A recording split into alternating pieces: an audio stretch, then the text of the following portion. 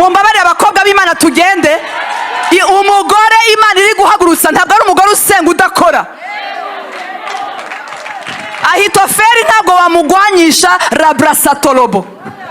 Ugomba no kongeraho ifaranga. Ndabibabwira mu byanditswe.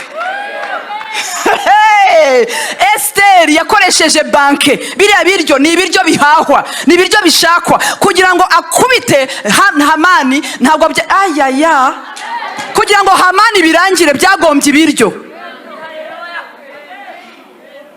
Ntabwo igihe cyose dutetse niba umugabo yaguhaye isombe n'umuceri ongeraho ya salade, vraiment ongeraho mama. Cyari kirimo n'ikibazo cyo ni marangamutima, emotion zikomeretse, zicitse intege, zidashaka guhura n'abantu benshi.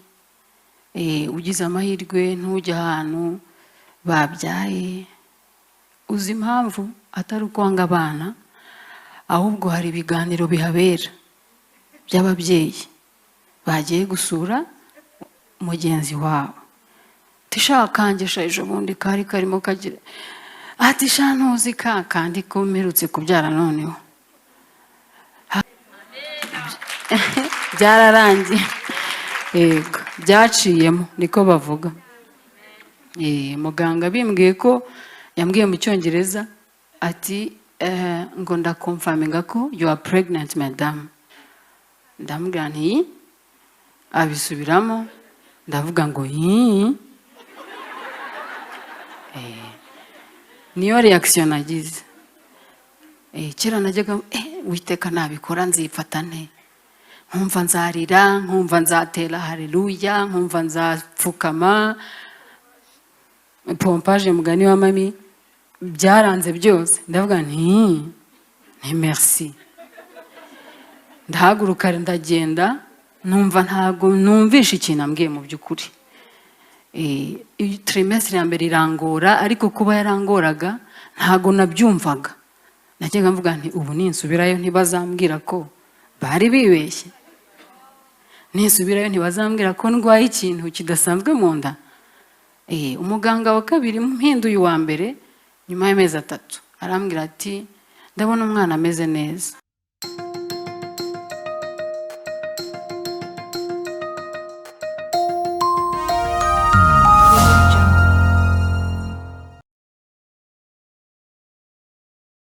Haleluya. Ntayo ushatse washimira Imana. Niba koko ufite impamvu zo gushima Imana, washima Imana cyane. Haleluya, haleluya. Yesu ashimwe, Yesu ashimwe. Turashimira Imana yatugiriye ubuntu, haleluya, bwo kongera kuza guterana mu ihema ryayo. Dufite amahema y'ingo zacu, hari amahema ari imibiri yacu tugenderamo, ariko hari ihema ari ryo nzu y'Imana. Turashimira Imana yadukundiye kuza ku gasozi karuta utundi. Amazi arahari ariko hari inzu iziruta. Turashimira Imana ko yatugiriye ubuntu bwo kuza mu nzu yayo. Mwami turagushimiye, tugushimiye abakobwa bateraniye hano n'abari ku isi yose. Mwami Imana baro barakurikira. Mwami Imana turasaba kugira ngo ntabaritwe dore turi muri fire week. Mwami turasaba kugira ngo wongere ubane natwe, wongere utwiyereke mu buryo budasanzwe, twongere twumve ubwiza bwawe mu izina rya Yesu Kristo, amen. Haleluya. Kubera ko ari saa moya aribwo zigeze, kandi nifuza ko abamama mujya mutaha kare. Ndibaza ko na nyuma y'umugore mu ihema tuzajya tugerageza nanone kugira ngo byibura saa 2 tucerewe na 15 muwe musohotse mutashi. Yesu ashimwe. Haleluya. Ego mana ko mutavuga amen. Nagira ngo mbasuhuze. Turi kumwe na sister NEEMA, araza kubana natwe n'uri buduha ubuhamya. Reka NEEMA bapepere. NEEMA n'umuyobozi muri New Melody, abaririmbyi bitwa New Melody bajya badusura hano, ndumva mubazi. N'umukozi w'Imana NEEMA, afite ubuhamya, haleluya, agomba kubana gusangira natwe akadukomeza. Turashimira Imana rero ko yamuraritse akaba ari kumwe natwe. Ukaba uri umushitsi waje kubana natwe, wahaguruka tukagusuhuza, ari bwo bwa mbere ugeze hano. Imana iguha umugisha, Imana iguha umugisha. Abantu bari iruhande bakurebe neza. Amen. Nawe uri online, wadusuye online, amen. Nawe karibu, nawe uri hariya, Imana iguha umugisha. Imana ikomeze kubaha umugisha. Haleluya. Turabakiriye mwese mu izina rya Yesu. Sinjya mfata for granted iyo mbonye umushitsi, banzi ko umuntu umwe gusa wabasha kugubwa neza abafite abandi benshi yafasha mu buzima bwe. Rero Imana ibaha umugisha kuza kubana natwe. Imana ibaha umugisha. Hanyuma reka dusome gutegeka kwa 2:5-30. Gutegeka kwa 2:5-30. Abasoma igifaransa ni Deutéronome 5:30. Haravuga ngo genda ubabwire uti nimusubire mu mahema yanyu. Sinzi niba wambwira umuntu uri iruhande rwawe ati subira mu ihema ryawe. Amen.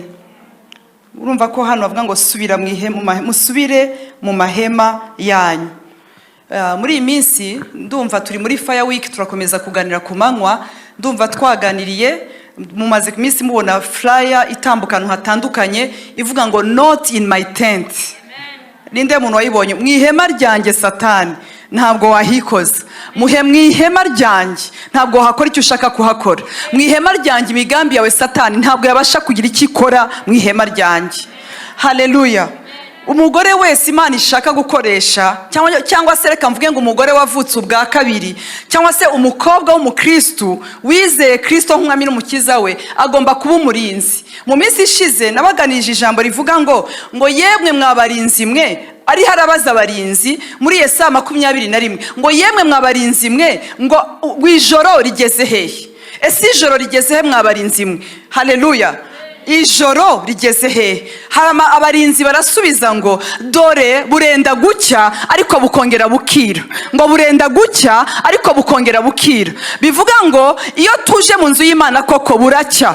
Abantu Imana yakoreye ibitangaza ntabwo bicaye hano gusa, ku isi yose abantu batandukanye Imana yakoreye ibitangaza. Hari abantu bwigeze kwira ariko umunsi umwe babona bukeye mu buzima bwabo. Hari abantu bigeze kubona gahinda gakabije mu buzima bwabo, rimwe baraseka. Hari abantu bigeze kubabara ibihe byinshi ariko igihe kiragira baranezerwa. Ariko abarinzi barasubiza ngo dore bugiye gucya ariko turareba imbere y'ugucya buzongera bwire. Impamvu tugaruka mu ihema ry'Uwiteka nuko tugomba kugaruka gushinganisha ibyacu, natwe ubwacu tukishinganisha. Haleluya. Yesu ashimwe. Bibiliya ivuga ngo umwami w'Isiriya waguteye ubushize ngo azagaruka umwaka utaha. Birashoboka ko ndavuga ibintu bitaryoshye rata. Nta kibi gushaka amena mu bintu bitaryohereye. Haleluya. Ariko ngo umwami w'Isiriya waguteye minyo, yaraguteye uramunesha, yaraguteye haraho wanesheje. Ariko wa mwami w'Isiriya nawe ari kwitegura, ari kwiyoberanya, ari guhindura uburyo, ari guhindura strategy, ari guhindura ibintu byose, ari kwiyoberanya kuko umwaka utaha azagaruka agutere. Muri Fire Week tuba turiga ku mugabo witwa Ahitofeli, umugabo witwa Dawidi baramusanze. Baramubwira ibya Ahitofeli, arangije yari umwami. Ubundi bakubwiye amakuru y'umuntu ushaka kugira nabi, uri umwami, ufite imbunda, ufite batayo, ufite ibintu byose, ufite minadefu, wavuga utereka murangize. Ariko Dawidi yari umwami wubaha Imana, yari umwami ufitanye ubusabane n'Imana. Ntabwo yavuze ngo Ahitofeli kamurangize, ahubwo yarasenze aravuga ngo Uwiteka ngo uhindure ubusa imigambi ya Ahitofeli. Mbega sinzi ibintu ari gukora, sinzi ibintu ari gupanga, sinzi utuntu ari gukora kugira ngo arwanye ihema ryanjye, ariko uhindura ubusa imigambi ya Ahitofeli.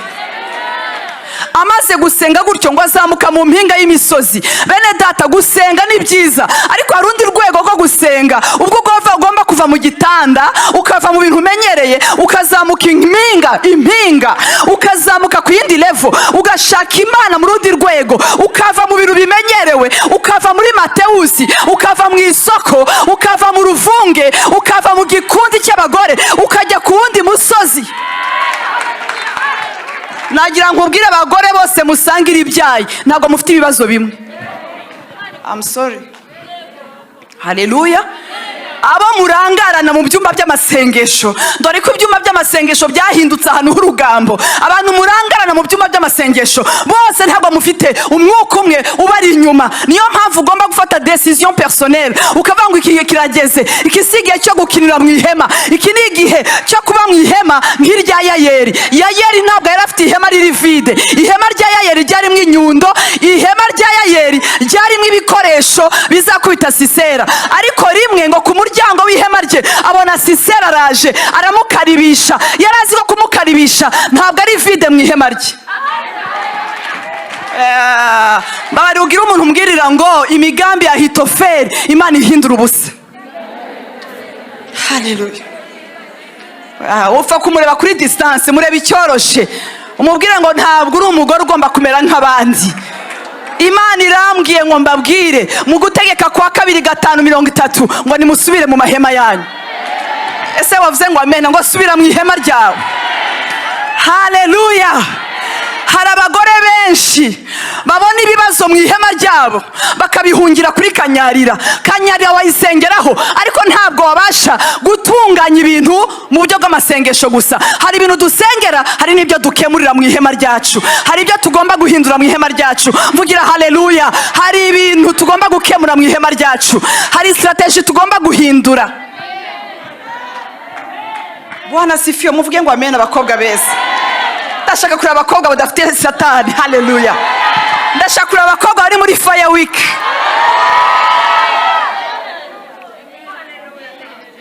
Hari ukuntu satani aza. Bene data nibajije Yayeli ko yari afite umugabo, kuki baryita ihema rya Yayeli? Kuki baryita ihema rya Yayeli? Urugo nubwo ari umugabo, ariko urugo nubwo umugore. Iyo urugo rumwaye ntabwo bazaseka umugabo wawe. Reka da. Urugo ni rukena. Hari umumama yigeze kubwira umugabo we ngo umfate en charge, ibyawe ubimpereze. Ati mugabo wanjye nukena kiretse ntasengiye Imana. Umugore yarasenze, arongera arasenga, arongera arasenga, arongera arasenga, arongera arasenga. Amera nka wa mugore wo Migani 31 ngo abyuka kare akajya kurambagiza ama estate. Ntabwo arambagiza uturima, arambagiza imidugudu, arambagiza ahantu hatandukanye. Mbabarira tuvuge, let's go. Mumbabarira abakobwa b'Imana tugende.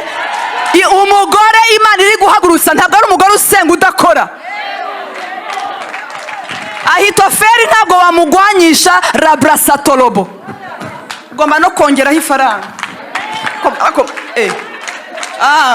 Ndabibabwira mu byanditswe. Esteri yakoresheje banke. Biriya biryo ni ibiryo bihahwa, ni ibiryo bishakwa kugira ngo akubite Hamani. Ntabwo kugira ngo Hamani birangire byagombye ibiryo. Ntabwo igihe cyose dutetse niyo mugabo yaguhaye isombe n'umuceri ongeraho ya salade, vraiment ongeraho mama, ongeraho icyo kunywa, ongeraho buri kintu cyose. Hamani ntabwo yiriza. Hamani estomaye ntabwo ijya muri jeune ya 40 jours. Biragomba ko Hamani umugaburira kugira ngo abashe gusinda. Ako mwambare ariko avuga ngo amena. Haleluya. Bwira mugeze ngo subira mu ihema ryawe. Gutegeka kwa 2:5. Go tell them to return to their tents. Go back to your room.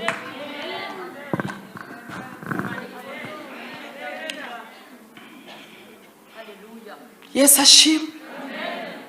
Yes ashimwe. Muzi ko Deborah yakoze deal kontra yari ya Deborah na Baraki. Baraki baravugana na Deborah, Yayeli adahari. Ntukishinge ba Deborah n'abagore bamaze kumeza ibiti byabo. Babwire Deborah yasengeraga musi y'igiti cyari kimaze kwitwa icyande cya Deborah. Igiti cya Deborah cyari cyaragize gute? Cyarakuze. Wowe cyawe ntikiragera hagati, washatse Imana.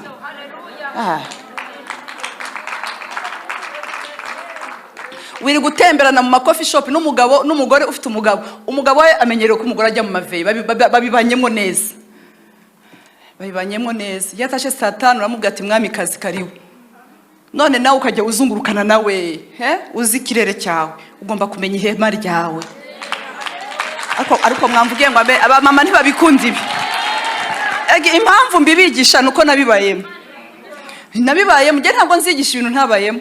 Hari umumama twakundanaga we ari ndamusuhuje ari mu Bwongereza ariko mana yanjye twaratemberanaga noneho tugahita twicara buriya abagore bakuru ntimukabishinge ubu imyaka turimo twemera gutaha amasaha akuze nta bagore bageze muri iyo myaka nibyo bucura bwanjye afite 20 umugabo wanjye imyaka bucura ari 20 olinga oringate nta divorce yabo ako mwavuze ngo amen kuko urumva kungira no kwiteganyiriza kuko turasazanye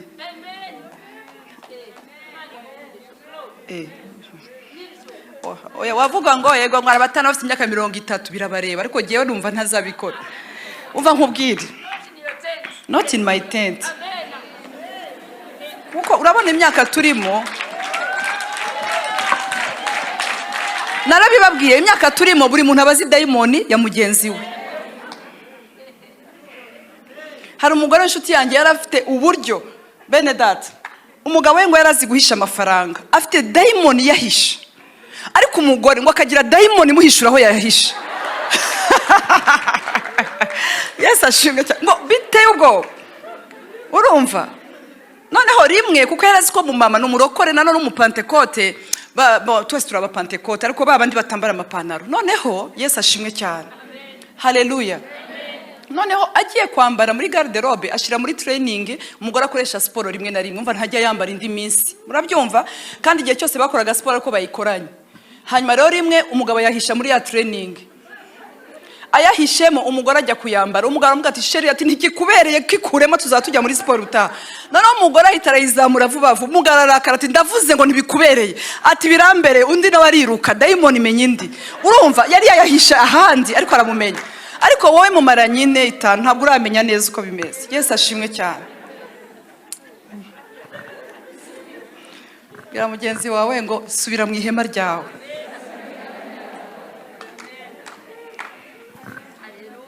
Kandi ubwo ndi kwiyuruka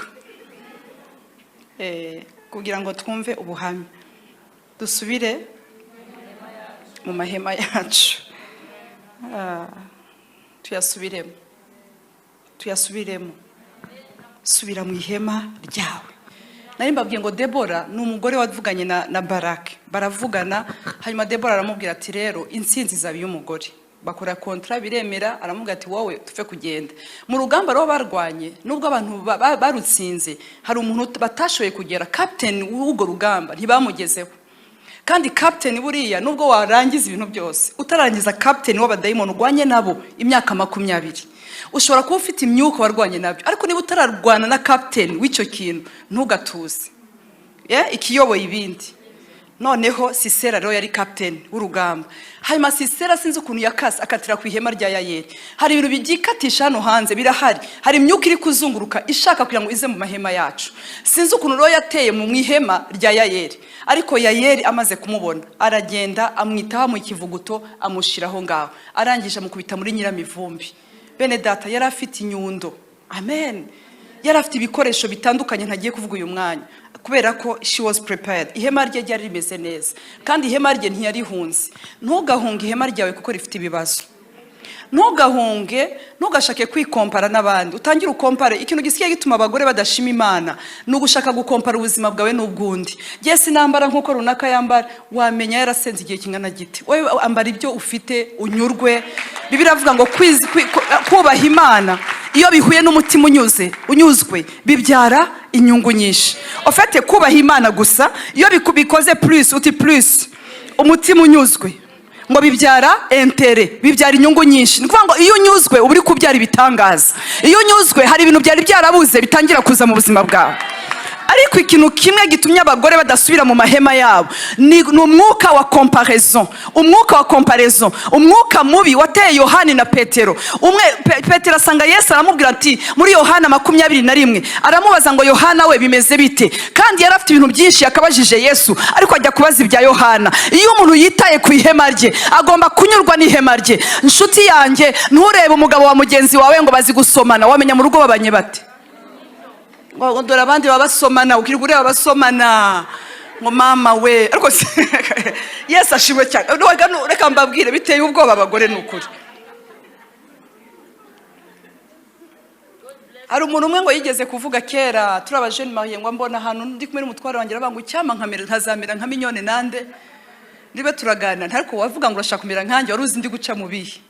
Amen. Ni byiza kwifuza ariko nanone ntikwifuza ntibigutera ibyaha. Amen. Ko mutavuga haleluya. Iriya V8 mugenzi watwaye wamenya yikoreye irihe deni. Ikindi niba nta deni afite ari muri retirement nawe utegereza retirement yawe. Ikindi ari hararya matunda ya injiri umubajije yakubwira izo yanesheje. Ntimukanagire complexe mutangira kubona abantu Imana yateje imbere ngo bagiye mu by'iki gihe. Tuza nawe uza ubigeramo intambara yaho utaragera ihangane gatoya nawe uzabanza uhagere. Mureke abagore tujye tubigisha bene data. Haleluya. Hari abandi rero barwaye mu marangamutima bane bishimye ngo buriya ngo ntituba tuzi ngo zirarazaka baretse bagashima Imana ko vraiment Yesu ashimwe cyane. Muziko hari abantu batagishima Imana mu rusengero basigaye batinya. Utihema ryawe nukuri. I'm sorry nigeze kubona umuntu umwe afite abescot muri taxi voiture umukozi w'Imana. Amina nukuri ntabwo nkabije ari umudamu ambabarire. Noneho murana na taxi voiture n'aba escort ndabwani rero ndamwana uri inshuti yanjye sinaguhisha. Abescot uyu wajyana n'imodoka yawe muri taxi voiture ubu ntugiriye uzagira abangana bate. Amen. Yes, murahari mama. Vraiment tuye twemera ukuri. Hari ibintu by'ibicupuri nka kuri bafata ntuza za gold ziri fake. Sibyo ugasanga nibyo umuntu yambaye atari ibyo. You paintinze who you are not. Ni wowe uza bleedinga inside. Ihema ryawe rikabamwo ku bleedinga nta wundi muntu kubabariye. Amen. Rero ihema ryawe ugomba kuririnda ukaba umurinzi waryo. Ukavuga ngo igihe kirageze ndisubiremo n'igi Imana yampaye. Waruzi yuko ushobora guhindura ikibaya cyawe ugahindura ihema ryawe. Ihema ryawe ukarishiramo amashanyarazi. Ihema ryawe ukaritaka. Ihema ryawe ukarishiramo urumuri. Wa mugore w'umushune mu kazi ngo yarafite urumuri muri cya cyumba cyo hejuru yari ateguriye Elisa. Ashiramo n'imeza, ashiramo n'intebe, ashiramo n'uburiri bene data. Arahategura neza. Ku buryo napfushije umwana we ntabwo yagiye kumutanga hanze yamukingiranye mu cyumba cy'ihema rye. Arangije arasohoka aravuga ati all is well. Kuki utanga amakuru kubanzi kugira ngo bamenye iby'ihema ryawe. Ihema ntabwo ryawe ntabwo rigomba kuba transparent. Ihema ryawe rigomba kugira curtains. Mumvugire ngo amen basi. Muzasure Dawidi mumubaze ihema rye ryatumye arunguruka Betsheba. Ari amaso yarebye Betsheba karaba. Njya nibaza niba ari amatoroshi cyangwa se ari amaso. Ukuntu yamurungurutse gutya bikagera hasambana. Njya nibaza yari inzu byari ibirahuri byari biki. Bene data mureke twite ku ihema ryacu. Amen. Bwana sifiwe.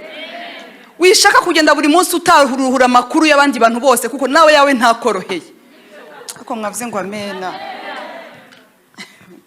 Kanigendere biramugenze ngo ihema. Ariko hari bayayeri ntabwo ari public figures. Ntabwo abagore bose bazaba public.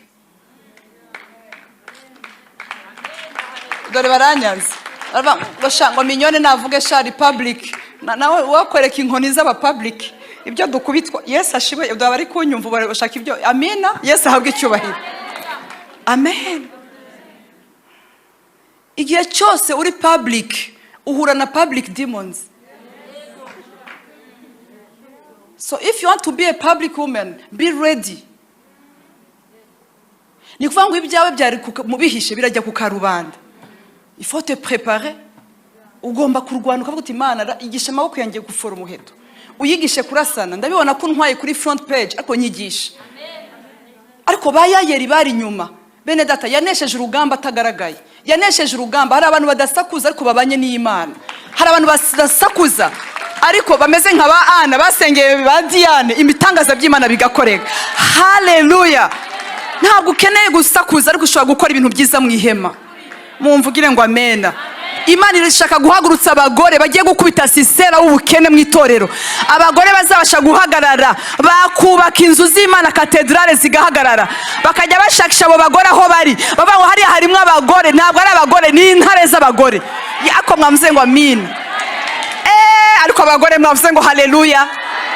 Aba ni abagore bazasinya amasheke amamiliyoni 200 ariko ntibagaragare, ariko bakavuga ngo nimugende muvuge ubutumwa, natwe tuzakora business. Ariko aba bakobwa ntabwo bashaka kugaragara muri iki gihe cya nyuma. Harimo abagore basa 11 bo ku isaha ya nyuma bameze nk'abayayeri. Aba ni abantu batigeze bavunikira rimwe na ba Debora, ariko bazaguruka ku isaha 11, bahaguruke batarushe, bahaguruke. Abababanjirije bararakaye, baravuga ngo twe twaje kare muri Matayo 20, none muduhembye kimwe nabo. Ba mignone mwasenze kera mwihangane. Skora abantu babigo bavuga baraje babijemo, rero twe twabisengeye kera, hanyuma rero dore barasubiza. None se baretse bagasubizwa ko ari igihe cyabo ko akuza amatiku y'abarokore. Uwa saa 11 shebuja yaravuze ngo babahembe bose kimwe, kandi nimujya guhemba muhere kubaje nyuma. Noneho oya reka mbabwire, abaje mbere bahise ngo barakara. Noneho ngo shebuja arabasanga arababaza, ariko murakajwe niki? Ikintu kibarakaje, saa 3 hari timu yaje saa 3, nijye wayisanze mbasanga ntacyo mukora, mbaha akazi. Hari aba saa 6 nasanze ntacyo mukora, mbaha akazi. Hari aba saa 9 nasanze ntacyo mukora, mwese mbahemba idenariyo imwe. Denariyo imwe niki? Ni kuvuga ngo kuba efficace mu ihema ryawe ntabwo bigusaba quantité, bigusaba qualité. Mbabari ugira umuntu bibwira cyane, umugore uti biragusaba qualité. Niba warazindukiye muri iryo hema ryawe uri mu mushusho ntacyo uri kurikoraho, hari undi mugore uhagurutse saa 11, ariko saa 11 ibyo yiga bishira mu bikorwa. Saa 11 arakurika ibintu byose akabikora neza, ntakora ibintu byinshi mu mibare, ariko ari muri qualité. Église Imana ishizemo les femmes de qualité. Mwavuze ngo amena koko. Les filles de qualité, abakobwa bafite qualité, abakobwa bashobora gukubita sisera mu masaha nimugoroba, bakavuga ngo uyu nguyu ntabwo twamubonye agiga ko kwitoza, yitoreje hehe? Mu bagore twabonaga muri Fire Week ntabwo twamubonaga yicaye imbere, ariko byagenze gute? Uzababwira uti ni bya saa 11, idenariyo ni imwe. Reke yewe amen sigaje iminota 3 gusa, reka mbabwira ikintu kimwe. Mbabwira akantu. Iyi denariyo imwe, ibintu bya salvation ni denariyo imwe, silver coin. Niki bisobanura? Waje kare, waje nimugoroba, igikuru si byo wakoze kera, ahubwo ubugingo bwawe uko buhagaze today. Uko uhagaze uyu munsi birakonta mu bwami bw'Imana. Niyo mpamvu mubona nanjye ndahirimbana kugira ngo nzabe kuri ya ngoma. Turahirimbana, turi kurihirimbana abakobwa beza kugira ngo tuzagere kuri wa munsi. Idenariyo imwe yanjye nzayitware, ariko nta matiku yo kuvuga ngo Sylvia yaje nimugoroba ngo bite Mana. Oya, nta matiku ngo Mama Jeanne yaje nimugoroba. Reka da, idenariyo ni imwe.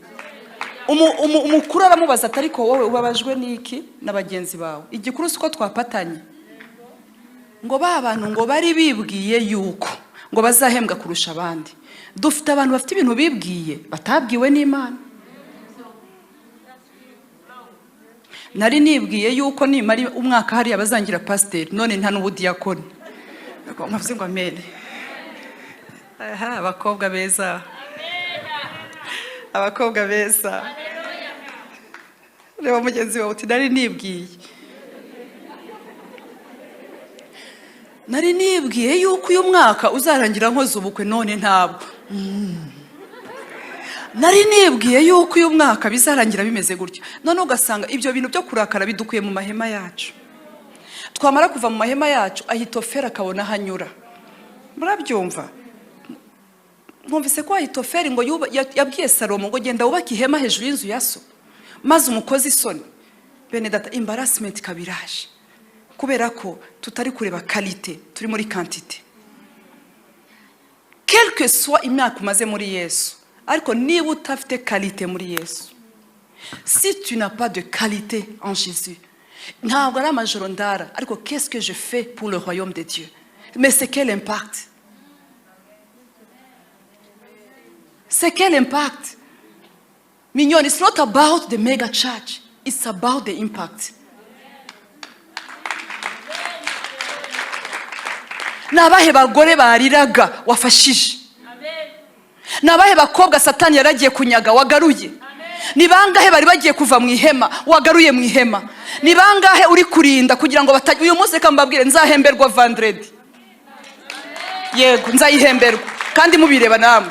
Jewe nzahemberwa vendredi ya wirira kuko vendredi ya wirira nzabari babaga hatari muri wirira ariko uyu munsi baba ari hano muri wirira baje hano bakanezererwa hano turi mu gikoni duteka ariko tuzi yuko harimo kalite kuko hariho abantu bakagombye kuba handi ariko barahanga. Merci.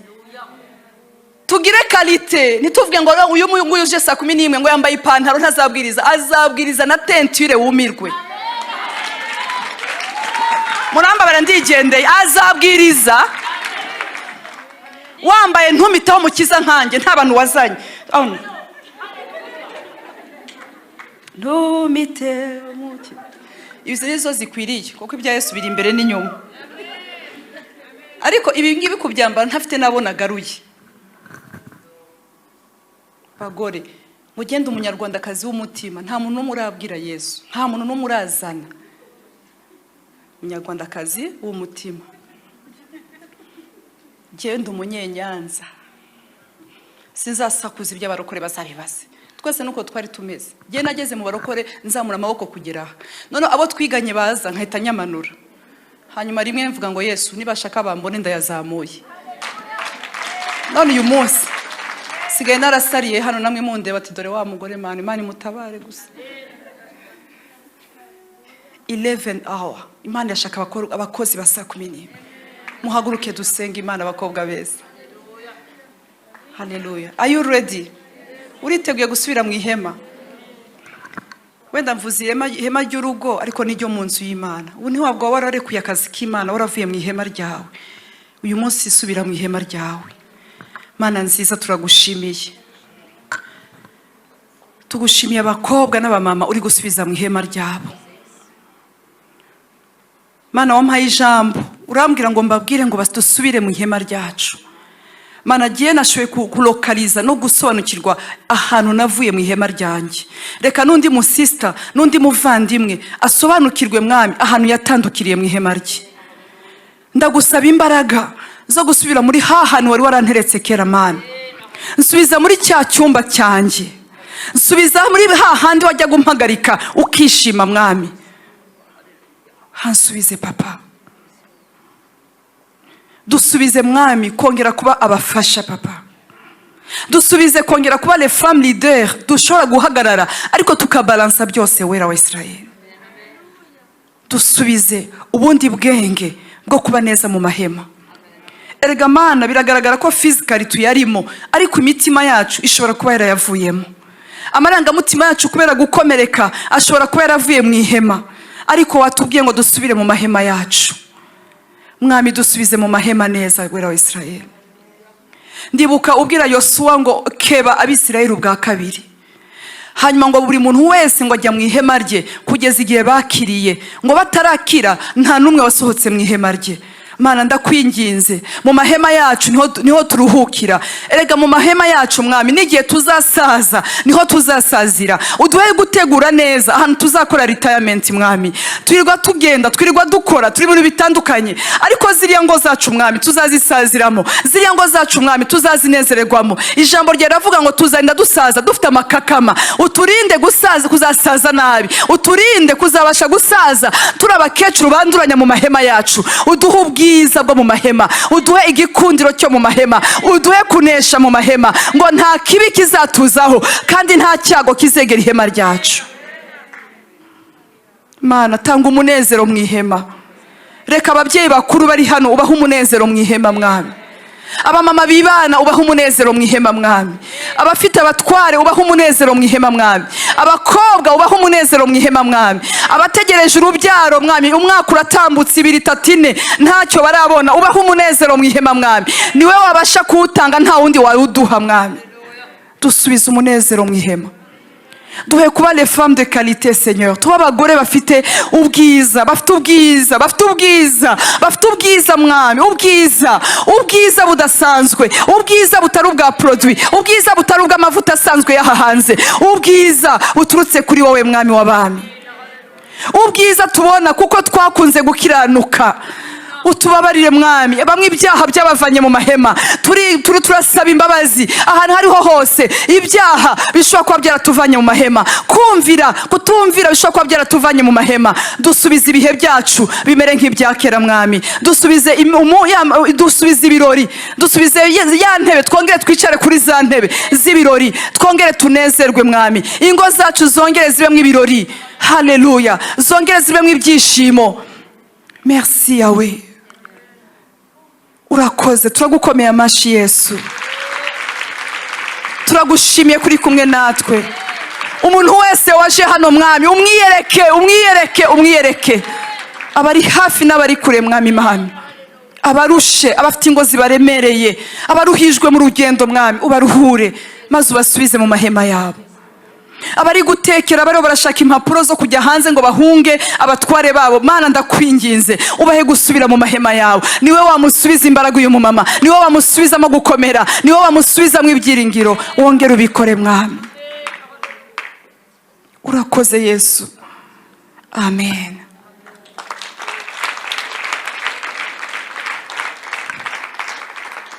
Basi mbere ko twakira Neema, mbwirira mugenzi ngo Apotre MIGNONE, noneho mvuge mu izina, utaragukunda. Sibyo? Yesu ashimwe. Imana ibahe umugisha. Mwagize neza kuza. Munkundire tugiye kwakira rero Neema, namubabwiye araduha encouragement mu rugendo rwe. Amen. Ukuntu yakomereye mu ihema, ari umuramyi, ari umuririmbyi, ari umuvugabutumwa, kandi agakomeza kuguma mu ihema neza. Neema ndamukunda, n'umudamu, iyo turi mu rusengero hano nkunda ngo twite ba girls, nanjye njye niyita agakobwa keza. Rero ni umukobwa w'Uwiteka kandi umukobwa ukunda Imana. Neema, karibu tubane.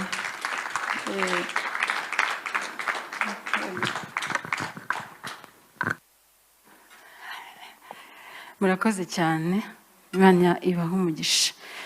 Nshimiye Imana muri Kristo Yesu kubw'umwanya udasanzwe w'icyubahiro impaye kuri uyu mugoroba. Nshimiye cyane Apotre. Murakoze. Nshimiye cyane Apotre kubwo kuntumira no kumpa uyu mwanya kugira ngo nganire, mvuge, mpamye Kristo. Ndabashimiye mwese mu izina rya Yesu kubwo kuza. Ndabizi ko Yesu yateguye icyiza kiri bugere ku mutima byiburaho umuntu umwe kuri uyu mugoroba. Mana, ndagushimiye muri Kristo Yesu kuko uri mwiza. Ineza yawe si y'uyu munsi, ni iya kera cyane. Wamye ugira neza, kandi abakwiringiye kuva kera bagiraga amahoro, bakayagira no mu bihe bigoye, mu bihe bitarimo amahoro agaragara, ay'umutima ukayabaha menshi. Ndagushimira ko uyu mugoroba wateguye aka kanya keza kugira ngo tuganire ku byo wakoze mu buzima bwacu. Wagize neza ku bw'icyo wakoze, hanyuma ku bw'ubuntu bwawe umfashe kuvuga icyo wifuza, kandi umfashe kubiyobora uko wabiteguye. Umutima wanjye wongere kunguka kubwo kubivuga, kandi abera bicaye aha bumve umwuka w'Imana, bumve icyo Imana yagendereye kuganira nabo. Abadukurikiye bari hirya no hino ntibaze kwicuza akanya kabo. Imana ishimwe ko yumva amasengesho kandi ibasha gukora ibiruta ibyo twibwira, mu izina rya Yesu Kristo, amen. Murakoze cyane. Nitwa Marie-Jeanne Neema, nkaba ndi umukristo, ndi umudamu, ndubatse, imyaka ni mike, amezi araburaho kugira ngo ibe 5. Hanyuma ndashimira Yesu muri iyo myaka mwumva mike, ko nyine yarwubatse. Imana ihabwa icyubahiro. Murabizi muri abadamu uko bigenda, hari ubwo byanga bikangana kare cyane. Iyo tubonye tubikoze Yesu akadushyigikira, imyaka ikiyongera ku yindi. Mu by'ukuri ntitubara imyaka nk'uko Apotre yabivuze, tubara ikiri gukorwa hagati aho, ariko turashimira Yesu ko ajya yubaka ingo zigakomera. Imana ihabwa icyubahiro. Umuntu ufite isaha aze kuyinyegereza. Ku izanjye zombi nari mfite zagize ikibazo. Ndashaka kuza kumenya uko iminota iri kugenda. Ndayibona. Ndizera ko ibuye ari rizima. Abantu benshi muri iki gihe bambara amasaha, ariko iriya ndatekereza ko ari nzima. Imana ishimwe. Reka mvuge mu magambo makeya uko byagenze. Twakoze ubukwe itariki 7 z'ukwezi kwa mbere 2017. Turashimira Imana ko yaduhaye umwana w'umukobwa itariki 18 z'ukwezi kwa gatandatu muri uyu mwaka. Imana yakoze ibitangaza. Ego. Mu by'ukuri nicyo cyanzanye. Ndashima Imana cyane. Kandi ikintu gitangaje nuko iteraniro ry'abantu benshi mbishimye mu Imana rya mbere ariri. Nukuri Imana ishimwe. Hanyuma ndashimira itorero ryose muri rusange, abantu basengera abantu badafite abana. Mukora umurimo ukomeye cyane nubwo mutabizi. Nimugatuze, ababyeyi nkatwe tuba dukeneye ayo masengesho. Ndashimira cyane Apostle. Ubushize twaje hano nka New Melody n'imbere ya Covid gatoya itaragera mu Rwanda.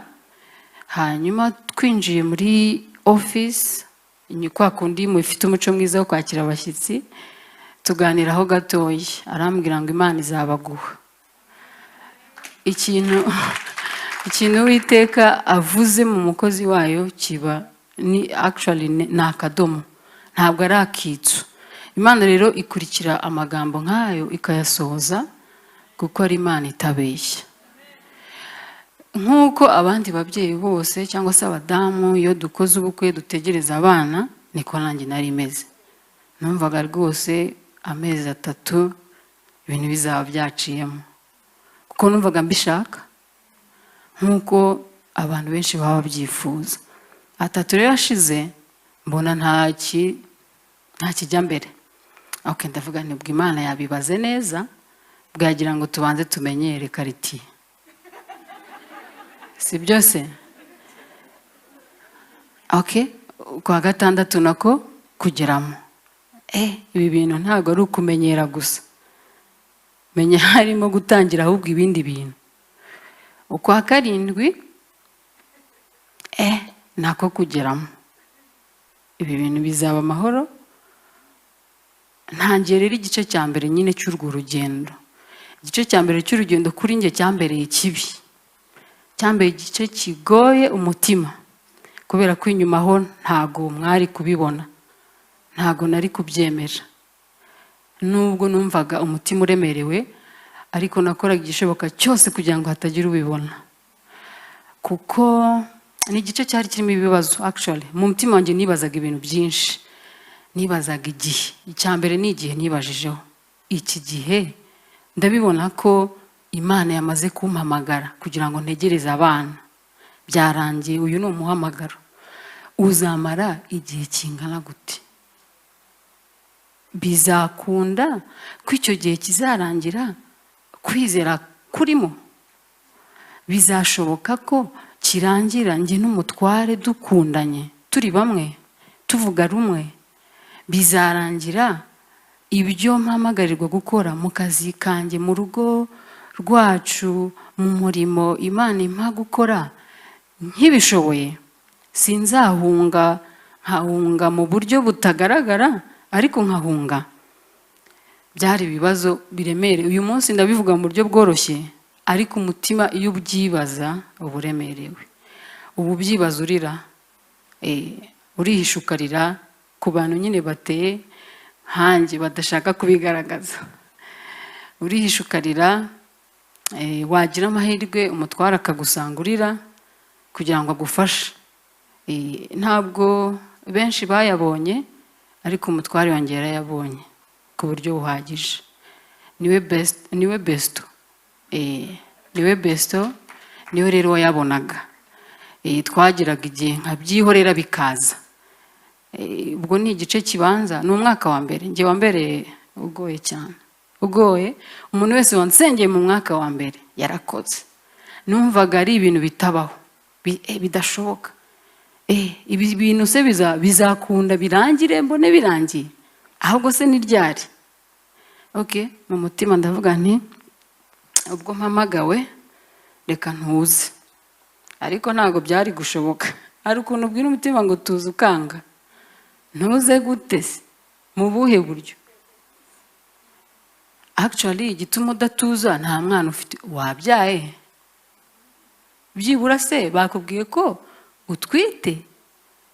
Nta mutuzo uhari, ntawe uhari rwose. Icyo gice rero cya mbere cyari kigoye, duhita dufata icyemezo cyo kujya kwa muganga. Urumva ni mu mwaka wa mbere byose twarabikoze. Byari kugira ngo urebe ko conscience iceceka, igatuza, ikarekera kugusaba ibintu byinshi. Abaganga bati rwose Imana izabikora, ahubwo mugende mutegereze. Nta kindi kibazo tubona cyatuma bidakunda, mugende mutegereze, nyine bizacamo. Icyo gisubizo ku ruhande rumwe uba wumva ari byiza, bwo nta kibazo mufite, ariko nanone ukibaza niba nta kibazo mufite ko bidakunda. Ikibazo kirahari, ahubwo wenda abaganga ntibabasha kukibona, cyangwa se niba atari icyo abaganga babona, mu mwuka wenda kirahari. Dushakire mu mwuka se gusenga. Gusenga, turasenga. Ubundi ijambo ry'Imana rivuga ko ubaba yasenga, kandi ni ukuri njye nabonye ari byo. Iyo nabaga mbabaye narasengaga, umutima ugacya, ugacya pe, ubuzima bugahita bukomeza. Twarasenze rero, turasenga, ariko mu by'ukuri ntabwo twasenze menshi. Iyo uri mu kibazo hari ukuntu gusenga bisa nkaho bigoye. Bigoye gufata ibihe birebire dusenge dusaba umwana, ntabwo byari bukundi. Ahubwo twarasengaga nyine amasengesho magufi bikarangirira aho ngaho. Hanyuma rero igice kigoye cyari kirimo n'ikibazo cyo ni mu marangamutima, emotion zikomeretse, zicitse intege, zidashaka guhura n'abantu benshi. Ugize amahirwe ntujya ahantu babyaye, uzi impamvu atari ukwanga abana, ahubwo hari ibiganiro bihabera by'ababyeyi bagiye gusura mugenzi wabo. Tishakangisha ejo bundi kari karimo kagira ati shantuzi kandi ko mperutse kubyara noneho. Hanyuma ugahita wumva nk'umwe muri bo aravuze ati si nk'ubu umuntu utarabyara buriya aba yumva ameze ati we ibaze ntabyaye nasara. Ubundi utabyaye ubwo waba waragiye mu rugo gukora iki? Mu by'ukuri ni ikiganiro kitakugendereye, ariko kuko uri mu gihe kigoye ibyo byumva cyane. Hari uwakubwiye ngo waje wambaye neza, ubwo biba birangiye. Uwakubwiye ngo aragukunda, ntumenya naho byaciye, ahubwo yamajwi urayacyura sasa. Irya mbere kakubaza harya wewe ngo warashatse, wagiye no mu rugo, none uhamaze iki? Si wumvisha abandi uko bavuga? Uwo mwaka wa mbere ibyo byose byari birimo. Hanyuma byaba byakubayeho, ngo naratahaga nta magambo menshi yo kuvuga mfite, meze nk'umuntu witonda cyane. Witonda utagira menshi. Ariko nabaye nagera mu rugo, kujya muri salo ntago nari kubibasha. Icyumba cyanjye nkakingura nkapfukama, umwuka we, ubwo nkahita mvuga ubwitonzi bukarangira. Umwuka wera nahuye n'ikibazo, ati byakugendekeye gute? Nagiye ahantu, nuko twaganiriye, nagiye ahantu mpahurira na runaka baganiriye bavuga ibi n'ibi, hanyuma uyu nguyu yavuze gutya, ndababara. Mu by'ukuri ntabwo ari njye yabwiye, ariko nababaye nyine nicyo gihe ndimo. Hanyuma ngiriye neza wambwira irindi jambo ryiza kuko urayafite. Hari ikintu rero umwuka yahitaga akora, ahitaga azana ijambo ry'Imana, ya Zaburi ya 91, ya Zaburi ya 23 n'ibindi byinshi, akavuga ijambo rimwe gusa, ubugingo bwanjye nkumva burakeye. Imana ishimwe ko yatanze umwuka wera. Ndimo ndagera mu gice cyo kunamuka. Icyo gihe umutima wari umeze nk'uwunamye muri njye, umeze gutyo utareba imbere. Nagivuga ngo wari ucuramye, wari utentebutse cyane nubwo nta muntu washoboraga kubibona. Ndirimbisha rwose, turirimba, nta gahunda n'imwe ya timu nashoboraga kuba ntarimo. Ntabwo byari bushoboke. Mu rugo mpari kandi nkora ibyo ngomba gukora byose. Mu kazi mpari nkora akazi neza cyane, nta konje. Sibyo? Byarakomezaga uko bigomba kugenda, ariko umutima wanjye umeze nkaho ukeneye amazi. Kandi nabaga nagiye no mu rusengero amazi bakayama. Ijambo ry'Imana n'amazi. Nkanywa ako kanya nkumva mbaye neza, ariko nagera nko hanze nkabura na bya bindi, nkahita numva inyota iranyishe, nkumva mbaye undi muntu ukeneye Imana. Hanyuma mu ijoro rimwe narababaye, ngiye kubabwira uburyo icyo gihe cy'umutima wunamye utentebutse uko byarangiye, kugira ngo umutima ukanguke urebe. Ndira amarira menshi, ntazi naho avuye, ntazi icyayateye, ariko nibaza ko byari ukwibuka ko ndi muri icyo gihe. Ndira amarira menshi, umutware aranyumva, araceceka. Hanyuma arangije aransengera, arangije arambwira ati ariko sheri uzi n'ikindi, uzi ko abana nibaza ibyifuzo bizakomeza? Niyo umwana yaboneka ibyifuzo bizakomeza kubaho, ntabwo bizakemuka byose, tuzakomeza kubaho twifuje n'ibindi. Yambwiye ijambo rikomeye, numva Imana irigize rinini cyane ku buryo ryankuyeho ikintu cyatumaga ntarenza amaso umwana. Iryo jambo ryakuyeho bariyeri yatumaga ntareba imbere ngo ndebe kure, ndenze amaso urubyaro. Nuko byatangiye kumera nk'aho umutima wanjye utangiye gukanguka. Ndavuga nti burya bwose umuntu yabyaye ibibazo birakomeza.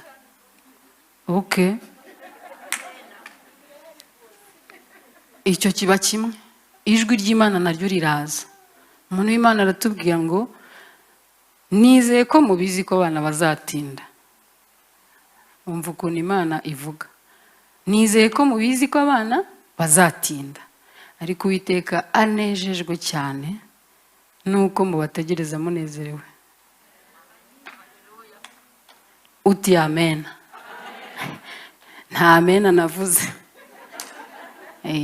Numvishe bitangaje. Uwiteka anejejwe cyane nuko tubategereza twishimye. Numva ntago byumvikana gute se? Tunezerewe twishimye mu buhe buryo kandi icyo dutegereje nta gihari? Turavuga tuti cyakoze ubwo tugiriye ubuntu bwo kumva icyo Uwiteka atekereza, reka turambure ibiganza. Twebwe ntago twabasha gushyikira uwo munezero utarimo icyo twifuza, ariko Kristo abasha kuwushyira mu mitima, akaduhishurira ikirenze umwana kikatunezeza. Ikirenze umwana ni Kristo. Aramurenze cyane. Hanyuma ikindi cya gatatu, urukundo rw'abantu bari batugose rwatubereye nk'umupira umuntu yifubika mu gihe cy'imbeho ntabashe kugerwaho n'imbeho nk'umuntu wambaye ubusa. Urukundo, burya gukunda umuntu ntabwo ari ibintu bigoye. Kwereka umuntu ko umukunda ntabwo biruhije. Nujya ubasha kubwira umuntu ko umukunda, ujye ubimubwira. Niba wumva ijwi rije tiwabwiriye umudamu ko umukunda, ujye ubikora. Nujya ubona umudamu wambaye neza, ujye ubivuga. Hari uburyo urukundo rugufubika. Ntiwibuke ko nta mwana uri mu rugo, ntiwibuke ko nta mwana muri buganire, nta uri butume, nta muntu muri buganire udustori twanyu, kubera ko twe tukiri bato. Urumva mwe mufite abana bakuru, mufite experience irenze. Sinzi uburyo abana b'imyaka 20 baba bameze muri ihangana. Ubwo ngiye mvuga gato kuko ariko mfite, sibyo? Hari urukundo rero, hari urukundo rw'abavandimwe, urukundo rw'umuryango, urukundo rw'umupartner wawe, mu by'ukuri rurenze umupira umuntu yambara. Icyo kintu Uwiteka yaragikoresheje ku buryo imitima yacu yunamutse ikabasha kureba harenze umwana. Imana ishimwe. Ego. Hanyuma hari ikintu cyatubayeho nyuma y'uko iyo nyegamo ivuye nko ku maso. Nge amezi 9 arangiye nibwo actually nabyaye agahinda. Abandi twari twarakoreye ubukwe rimwe barabyaye, nanjye agahinda kanshiramo. Karashize nkagira ngo nabyaye, ariko ntabwo ari ibintu byikoze, ni Imana yabikoze. Muri ibyo bintu byose nababwiye, hari iyo nama, hari urukundo rw'abavandimwe, hari n'icyo kintu Umwuka wera yaramaze kunsobanurira. Ikindi amezi 9 arangiye Umwuka yarambwiye ati ntuzegere confusinga aba enemy. Yambwiye mu Cyongereza kandi nta nubwo nyizi cyane burya. Yarambwiye ngo don't confuse your enemy. Niko Umwuka wera yambwiye. Ntuzigere na rimwe witiranya uwo murwana muri iyi nzira. Uwo murwana muri iyi nzira ni Sekibi. Uzahura n'abantu bakubwira amagambo atari meza, ariko no confusinga umwanzi wawe, uzafata wa muntu wari kubwiye umwandike si we. Rero iteka ryose nahuraga nabyo, nashoboraga guhura n'umuntu mu nzira, nema komera, ntikomera, nturabyara, ntihoya, hakomeza. Hahura n'undi ni urabyibushye cyane pe, urasa neza birakubereye, harya umwana afite amezi 4, ntihoya, ejo bundi bambwiye ko wabyaye, ntibarakubeshye, nta mwana mfite, ntaraboneka, ntihoya rwose ntaraboneka. Ngo ayigamana, ubwo akaba atangiye kugira isoni, akabura icyo ambwira, ambwira rwose wikwigirira nabi, nta mwana turabona kandi birasanzwe, turamutegereje, Uwiteka azabikora. Ibyo bihe byaje nyuma yo kukurwaho cya gisika cyambuzaga kureba hirya y'umwana. Hanyuma Uwiteka aradutungura, adutungura mu bihe tutategereje umwana. Mu by'ukuri sinababeshya, ntabwo nari mutegereje igihe namubonye. Nta nubwo nari namusengeye muri icyo gihe. Nta minsi myinshi nari nafashe, nta n'umuti udasanzwe, nta inama idasanzwe nari nagiriwe, ahubwo nagiye kwisanga nsanga ibintu byararangiye. Byararangiye. Yego, byaciyemo niko bavuga. Muganga bimbwiye ko, yambwiye mu Cyongereza ati ngo ndakonfaminga ko you are pregnant madam.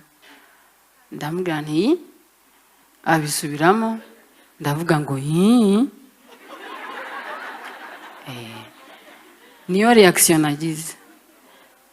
Kera najyaga Uwiteka nabikora nzifata nte, nkumva nzarira, nkumva nzatera haleluya, nkumva nzapfukama, pompage mugani wa mami, byaranze byose. Ndavuga nti merci.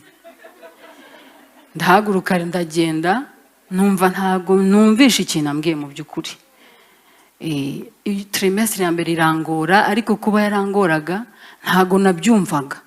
Najyaga mvuga nti ubu ninsubirayo ntibazambwira ko bari bibeshye, ninsubirayo ntibazambwira ko ndwaye ikintu kidasanzwe mu nda. umuganga wa kabiri mpinduye uwa mbere nyuma y'amezi 3 arambwira ati ndabona umwana ameze neza.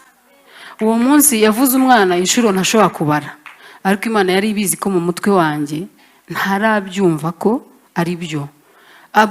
Ikintu cyose yavugaga yarenzagaho umwana. Uwo munsi nibwo nemeye ko Uwiteka yampaye gusama. Navuze nti Yesu warabikoze. Mu cyumba cyanjye ndi njyenyine mfata telefone ndavuga nti reka mpamagara umuntu nshima Imana. Ndabategereza bose numva ntawe uri bunyumve ukuntu ndi kubyumva. Shyira telefone hasi bitambwira Yesu ni Yesu we warakoze. Ndabyemeye ko wabikoze. Hanyuma igisigaye no kuzamutwereka, nabyo biba biteye ubwo bizarangira avutse, tuzamubona nyine Uwiteka waduhaye. Hanyuma uwo munsi arabikora tubona umwana mwiza w'igikara nkanjye w'umukobwa. Yego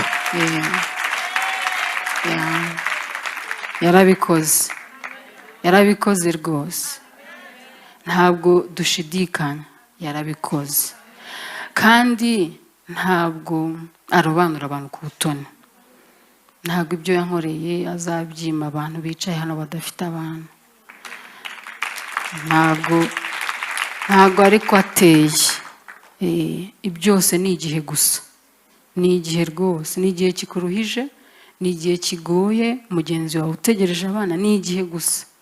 Iyo igihe kigeze Uwiteka akora ibyo bintu by'ubuntu, kuko nta kintu na kimwe wakora ngo wimpressinge Imana ngo ibikore.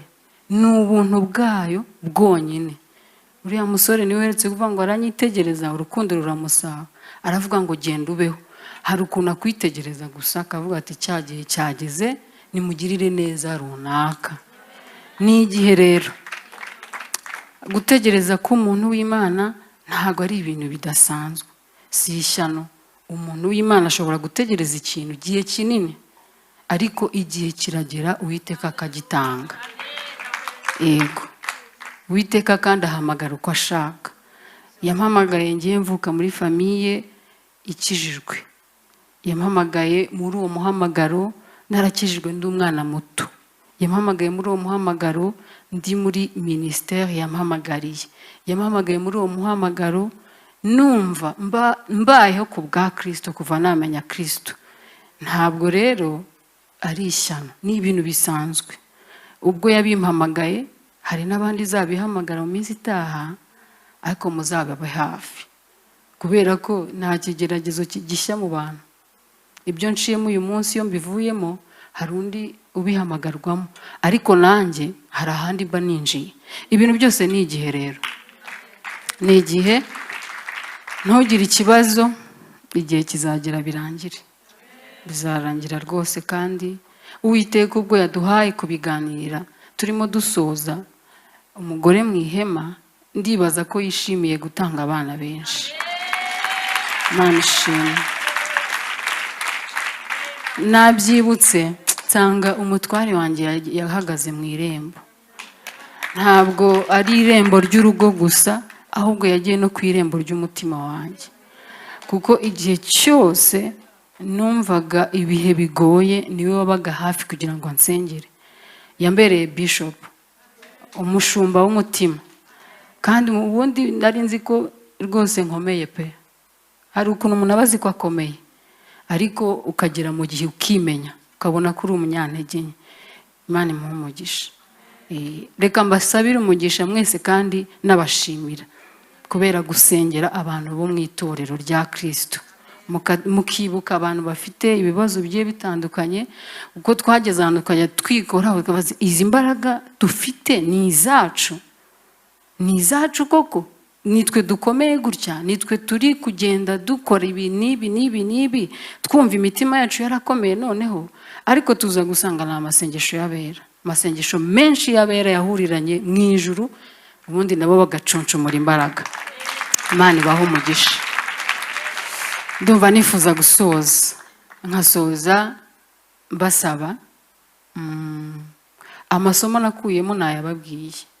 Umwanzi w'umuntu ntabwo ari uwubona, aruta cyane ibyo ubona. Ukurwanya si uwo muri kumwe, ni sekibi. Ntuzafate umuntu rero ngo mwitiranye n'ibyo agukoreye ako kanya. Uwo muntu ubona guhemukiye uyu munsi, ejo bundi yazakiza amagara yawe. Icyo nicyo cya mbere nize. Icya kabiri nize ko ibihe uko Imana ireba ibihe bitandukanye nuko tubibona. Ikiza no kushakisha uko Imana iri kukubona muri icyo gihe. Icya gatatu nize nuko gutegereza nyine ku muntu w'Imana atari ibintu bya danje. Kamvuge gutyo, ntabwo ari ibintu bikaze, ni ibintu bisanzwe ko ushobora gutegereza kandi uri umuntu w'Imana. Ikintu cya nyuma naje gusanga urukundo ruruta byose. Dukundana, nidukundana, abo babyeyi, abo bapapa bategereje abana bazisanga bababonye batarigeze bababara. Reka nshimira Imana. Ariko ndabasaba, muri ababyeyi, muri abadamu, hari abategereje wenda bari muri twebwe, ndasaba kugira ngo dufate akanya gatoya mumfashe tubasengere. Ngiye maze kubyara ntago nishimye cyane, numvishe umutima wanjye ubaye nk'urangaye, nk'uwo bakorobye. Hashize akanya mbona amarira atangiye kuza. Hashize akanya mpita nibuka abantu bose badafite abana. Mana wangiriye neza, Mana wangiriye ubuntu. Ubikora utabitewe n'imirimo yanjye myiza, ubikora utabitewe n'icyo nari nagukoreye uyu munsi, wabikoreshejwe n'ubuntu ugira. Wumvishe gutaka kw'ababyeyi benshi, wumva amasengesho y'abakozi bawe benshi, wumva ibyari biri mu mitima y'abantu bawe, maze wibuka umurava wawe no gukomera kwawe, ungirira ubuntu. Ibyo wankoreye ntabwo ari ibintu utari usanzwe gukora, ni ibintu wari usanzwe gukora kuva na kera. Sara yarabibonye, Hana arabibona, n'abandi benshi. Mu buzima bwacu busanzwe turabazi abo wabikoreye. None ubwo watugiriye ubuntu, twumva imitima yacu yagukiye gushima, uhabwa icyubahiro. Warakoze kurwana intambara nyinshi tutazi, ukadutsindira icyo, ukaduha urubyaro. Wagize neza. Dufite benshi bakuru bacu na barumuna bacu bahagaze aho hantu bagutegereje. Tubasabiye imbaraga Mana, imitima yabo ikomezwe nawe. Ubahishurire ikirenze icyo babona uyu munsi cyabatera gukomera. Kandi Mana, ubwo bategereje ubahishurire icyo ushaka ko bakora, kuko gusenga, kugutegereza dukora umurimo wawe birimo amahoro menshi n'inyungu nyinshi. Hanyuma turabasabira tubikuye ku mutima, kandi ijambo ryawe rivuga ko icyo tuzasaba twerekejeho umutima, tubikuye ku mutima, tukagisaba Data mu izina rya Yesu, ngo uwo Data azagikora kugira ngo yubahirizwe mu mwana we. Iyi mitima y'aba badamu n'abakobwa bicaye aha, twese duhurije umutima kuri iki kintu, kandi tubigusabye tubikuye mu ndiba z'imitima yacu. Ahari hari abo wifuza kugirira neza, ahari hari n'abo kubera agahinda, kubera kutumva ibihe barimo, banataye wenda n'umurongo bagombaga kuba bariho. Ariko turasaba kugira ngo Imana ibagaruze neza abo abakigutegereje kandi bakwiringiye. Turabizi ko batazakorwa n'isoni. Ukora imirimo yawe turi muri iri hema Mana, usubiza abantu bawe turi muri iri hema Mana, mu izina rya Yesu. Tuzabona amashimwe menshi atambuka kuri uyu musozi ko Imana yagiriye neza abantu bayo ikabaha urubyaro. Dutegereje n'ibindi bitari urubyaro Mana. Abantu bawe bari ku musozi yo gutegereza igihe kinini, kandi ibyo bagukeneyeho ubona byiza biri mu mugambi wawe, turabasabiye kugira ngo bagirirwe neza n'Imana.